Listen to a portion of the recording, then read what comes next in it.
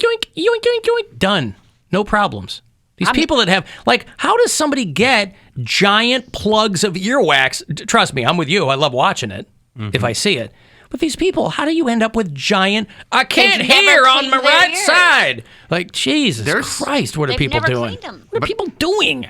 There's times when I'll have a pretty good hunk of wax come out if I don't clean my ears for a little while. And, like, the longest I'll go is, like, you know, I'll run out of Q-tips and forget to buy them, or so it'll go, like, a week or two. Ugh. And I'll get, so if I were to, like, leave my ears unclean for, like, a month or two, I'm sure I could get a good old plug. It must be a hormonal thing or something. I don't know. I mean, diet probably plays into it, too. I eat a lot of wax. I've spent 30 years with headphones on my head professionally. And you would think that somehow that compression of sound or something might do. I never have an issue with earwax. These people that have that pull these giant, like, cricket-sized plugs of earwax out of their head. Like, what are you doing? All these people they've got nothing but time, and they don't use a second of it on hygiene. I don't understand it. Jesus. Because that's the fun of watching some of those videos when they get in there with the tweezers. Yeah. Is there's that half a second where you go, is it a bug or is it earwax? That's what the show should be called, bug or earwax. See, I've never had that with earwax, but I have had a booger the size of, like, a pretty big beetle. Came out of your brain? Beetle! Yeah, bro. Like, I feel sick. My John or Paul? He came out of my nose. No, like, literally, I'm like, I can't. Ringo. Do you ever get, like, a booger that's just kind of hanging there and you're not in a position to, you don't have a tissue? And just kind of breathing in and out. And nope, I'll pick it. I don't care. I'm nasty. I'll pick it. I would rather pick it and then hold it in my hand and find the nearest paper towel or napkin or Why tissue. not wait to pick it until you get because the I don't want people looking at it because I feel like having them look at it is worse than me picking it. I'm saying, like, it's in there and you can feel it, and, like, you can feel it when you're breathing. I would pick it. And I would just, like, I'll just, like, intentionally, like, blow it out and suck it in and blow it out. Oh, no. Like, because I know I'm going to be in the back, like, so, an example, I think I did this last night, walking from my car to my bathroom.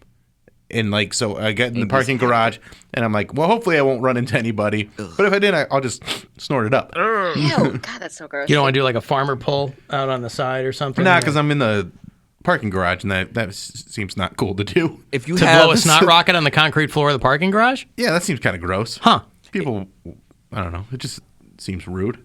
I wouldn't want to see somebody else do that, so I wouldn't do it. When you get rid of a big snot ball, it's almost better than sex. Because it's like, something... Almost is doing a lot of heavy lifting in that sentence. You might not be doing sex right. Well, I'm just saying, because you feel it like wedged. Was it good for you? Better than blowing out a giant booger. Because sometimes almost. It's wedged in there, and you're like, I know, I can just get it. It's right there. Like, I just got to, maneuver it the right way. And then you move it past a little bit, and then it all comes out, and it's just like, I can breathe again. The worst when you do that. So good. And you'll do, like, a farmer pull, and you'll be like, where'd it go? And it's in my beard somewhere. Jesus. What are these giant loogies that you guys are housing in your noses? I've never had that. That has never happened to me. God, I got some mucus. What do you mean, whatever? Whatever. The burden of proof is not on me and Mary. What are you doing where you get giant globs of snot in your nose? I have bad allergies. I have allergies. I can get very mucusy sinus. Oh. Yeah. I have had it where I could feel it drop on my hand. That's Oh how, my God. that's how heavy this booger was. So it had some heft. It did. Like, if it fell out of my nose, I could hear. Or you get, like, that dry, like, cornflake one. Yes. It was stuck to the side. It pulls out some nose hairs with it. Poundcake throwing a snot down the back stairs. Wow. I have to check. I probably pick my nose every day, but it's never goopy like the nasty you guys ones. are describing. A Well, couple days ago. I don't pick it if it's goopy. Goopy out, but, like, if it's a crusty one, it's a very satisfying feeling. Mm-hmm. You don't want to get a bloody one either. I had my pinky up in my nose while I was driving the other day and trying to get out a crusty one, and I hit a pothole or like a bump, and I shoved my pinky way up into my nose, and I got a nosebleed on the way to work a couple days ago. So dumb. So she was bleeding buckets. I was. It was all over. I had to stick a napkin up there. I was like, oh my God, come on. Yeah, I had a random nosebleed a couple of weeks ago, and there's that half second where you don't realize it's blood. You think maybe your nose is just running for some reason, and then you pull your hand back and it's all red, and you're like, oh, I need to get a towel or something right now. Well, there are a lot of people who are very entertained by Poundcake's take on history. How he enjoys all of these cable shows, Netflix shows, HBO shows, about the opulence and the grandeur of, the Romanov era or whatever these shows are. They have 1 billion of them now. He's not alone. There's a reason they keep making all these dumb shows. And they're so expensive to make. You got to rent out the castle, and then you got to furnish it, and then you got to have like the nice little costumes, and like you can't just have any old actors for that because people will go in and out of actors. But what's the one with Abby in the name? Downtown Abbey. Oh, I almost said it for him. No. What is it, Poundcake? Downtown Abbey. I got so many people texting me going, did he say Downtown Abbey? Sure did. He sure did. I didn't hear it the first time. Downtown Abbey. It's Downton Abbey, right? Well, I don't watch that one. Oh. I've never seen that one. I've heard of it, but I've been so consumed with like the other ones. Downtown Abbey, I think, is another Sex and the City spinoff. It sounds like a doll. Yeah, right. Like a Barbie who works in a corporate office. She's got like a pencil skirt and a briefcase. Don't touch Downtown Abbey where she doesn't want to be touched. Yeah. By the way, I was reading that bar There's no glass ceiling for her. Yeah, that Rocket Mortgage ad with Anna Kendrick for the Barbie house or whatever. That they have this thing called Ad Tracker where people vote on what they think the best commercials are, and that Rocket Mortgage ad got the highest score for the entire Super Bowl. Yeah, like I didn't see that that one. It was okay. It was fine. Yeah. Like, it was one where I completely forgot about it until you mentioned it right now. I wouldn't have put that as the top. Yeah, it's like the Barbie Dream House, but then other people are trying to put in bids on it, and it's for Rocket Mortgage. Barbie really wants this dream house. It's got stunning views and a slide. Barbie's ready for fun. So cool. And Barbie found out about this dream house with an alert from Rocket Homes. She did? Well, it's a super competitive market. Everyone wants to buy the dream house. Better offer, Betty. I'll go too. Yeah, and so they have all these, people who are flipping houses and these other dolls that want to come in. Yeah, that's good. Yeah, that was the highest rated ad according to Ad Meter. The very lowest, surprisingly, was that Coinbase one with the bouncing around QR code. That was the lowest rated one. They can rate it as low as they want, but it was effective. I guarantee that had the highest engagement. Yeah. People running up to their TV. Yeah. I did scanning that QR code. I was like, all right, they got me. I got to see what I did the same thing. Yeah, why not? And then I open it and go, I already got that. Yeah, you're doing all that stuff. I mean, not much, but yeah. So, Poundcake loves all those shows. Tell Poundcake to watch an HBO show called The Gilded Age. There's an undercover gay couple. He doesn't have HBO. Would you get it for the undercover gay couple on The Gilded Age? No. I was thinking of watching that because that Carrie Coon is in it. She was in The Mom in the new Ghostbusters. She's so foxy. I would not buy HBO just for an undercover gay couple because all of them have that. That's why I love these shows. That's why it almost just reminds me that homosexuality has been around since the beginning of time, and people just hit it. Sure. Used to be saber-toothed tigers getting it on. These kings would have all their mistresses, and they would get laid whenever they wanted. They would have their mistresses, they'll have their wives, but the one that was always closest to them, that never backstabbed them, was their trusty, loyal, best friend servant. He didn't want the crown. By the way, a lot of parts of modern-day Europe, culturally, mistresses are not even frowned upon. No. Nowhere. It's not even a secret. France?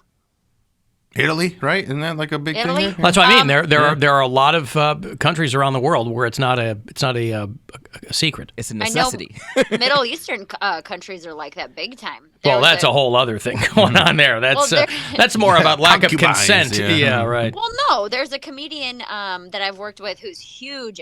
I'm not sure exactly what country he's from, but he was saying how over there it's like everybody's banging everybody's wives and husbands, and it's just something that you don't really talk about. That like everyone knows it's happening, but nobody talks about it. Like if you were to like wife swap, you would both be doing it behind each other's backs, sleeping with each other's wives, but just it would happen for years and nobody would acknowledge it. Fortunately, over here in the United States, Bill, we rely on the sanctity of marriage as a sacred institution. We would never do anything along those lines. And if we be so culturally insensitive. And if we do, it's on a Real Housewives show.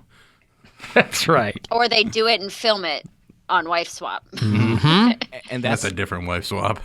That's why, like, the first couple episodes I watched of The Great over my friend's house, the husband of the now queen was sleeping with his best friend's wife.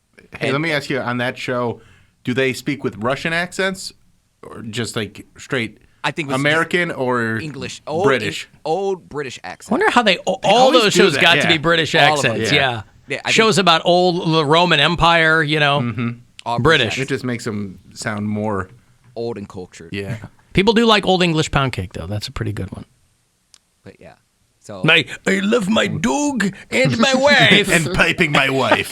Piping my wife, that's right. let me watch you poop. That's a different type of Alloweth me to gaze upon thine poop. Let me watch you poop. Defecating. That's right. let me watch you poop.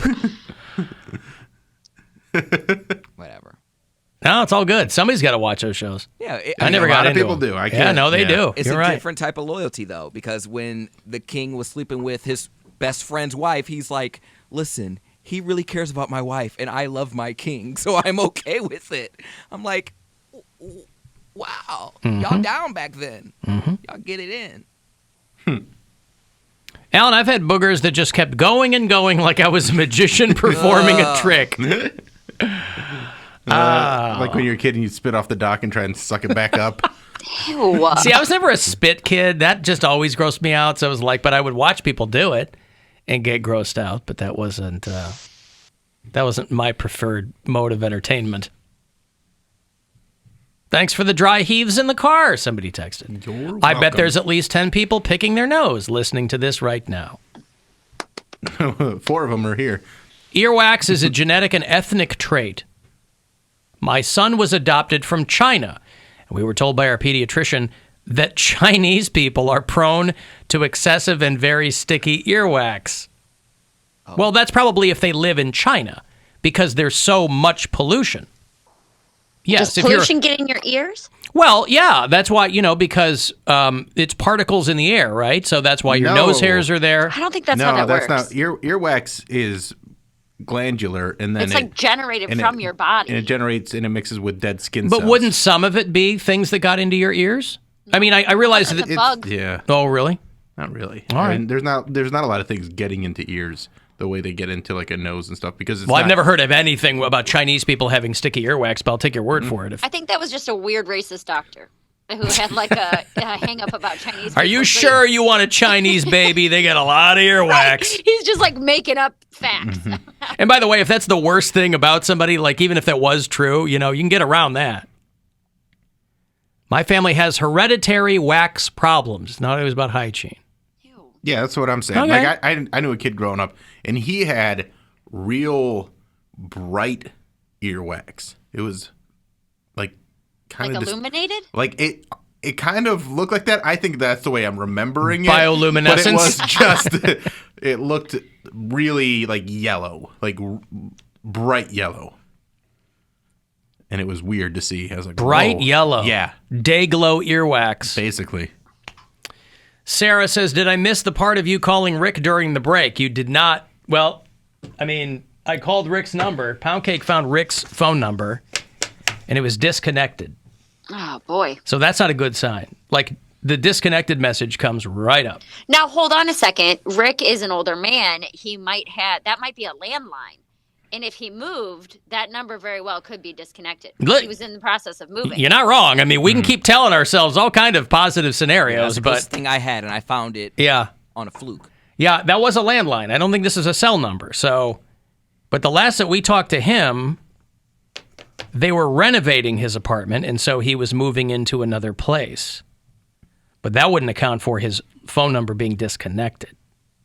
So I don't know. And him not calling us. And at him all. not calling us. So, again, I don't have, I thought maybe there might be a little bit of information behind this. I'm glad we found this, but the number that we had for him has been disconnected. So that puts us back to square one.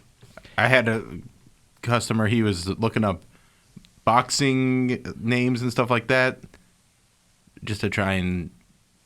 Yeah, Rick was a boxer. Yeah, you're just going through a database of boxers. Devastation. Yeah, to see if Devastation was listed. And, yeah. No luck there either. Let me take a break. I will have another $1,000 for you around 3:30. Listen for one of those keywords to go fund yourself and grab $1,000. Want to text for anything in the break, 35192, and we'll be back.